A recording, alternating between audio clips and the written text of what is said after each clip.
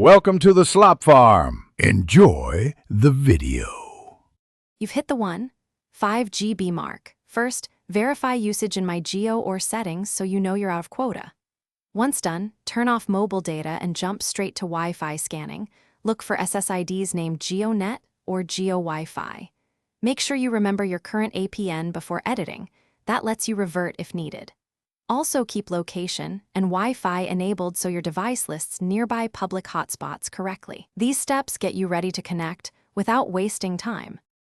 Next, switch the device to the JioNet APN so hotspot handshakes route correctly.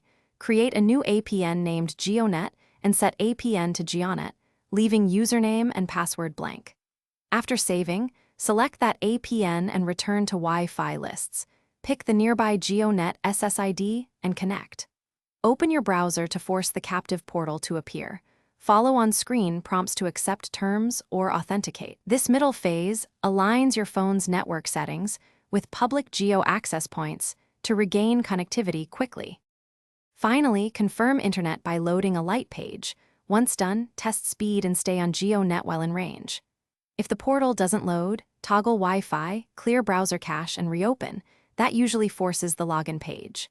If nothing works, switch back to your original APN and use My Jio to purchase extra data or a top-up plan. One key troubleshooting tip: if the hotspot rejects you, revert APN settings, restart the device, and try connecting to a different nearby JioNet SSID. Thanks for watching. Consider subscribing if we helped you today.